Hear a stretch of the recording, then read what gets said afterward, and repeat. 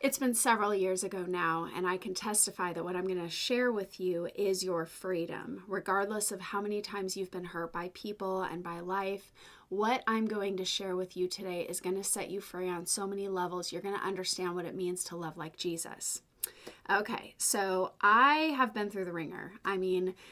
I've experienced a lot of what somebody would put in a category as church hurt. People have really beat me up, judged, betrayed, you name it. I've experienced it. I say that laughing and it probably looks so stupid, but I'm really living in the freedom of Jesus despite all the stuff that I've experienced.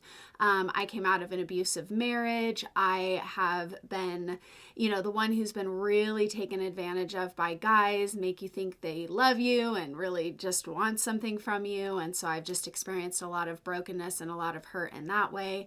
I've had the people that I thought were going to be my biggest help and my biggest cheerleaders become my biggest critics. So, I have really experienced a lot of heartache and a lot of pain from people.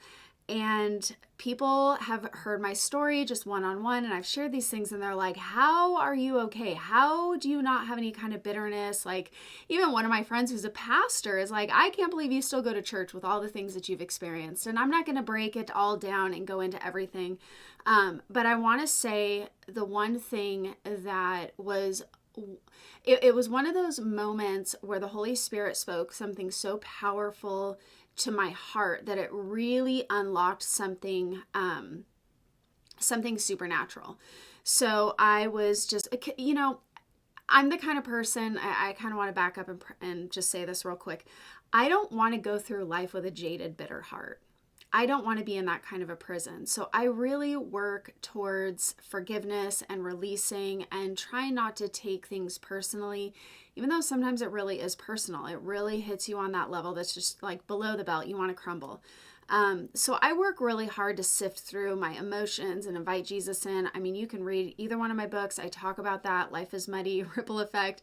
Talk about that in my podcast, several videos. So, that's just me. I don't want to go through life with a hardened, jaded, bitter heart where I don't trust anybody and I just always think that the next person is going to do this and that because of what other people have done. I really want to meet people for who they are and love them for who they are. But in this moment, I was really breaking down. And I went to the Lord and I'm like, God, you call me to love. And I don't know how to do this. I'm feeling so broken and so wounded and so betrayed and so hurt. I don't know how to do this, And I know I've shared this before, but it was, I don't remember, I don't think it was that day. It was just kind of like that verbally processing, throwing it out to Jesus. I don't know what to do with this, and kind of like leaving it in his hands. And I don't know if it was later that day or the next day, but it was within the same time frame. I'm reading through John, and it was talking about when Jesus went into a town and he performed many miracles. And it said, and they put their trust in him because of what they saw. And here's where something just profound unlocked. It says, but he did not put his trust in them, for he knew the heart of man. Now, I'm reading that and I'm like, whoa. And all of a sudden, the Holy Spirit whispers to my heart and says, I never said to put your trust in people.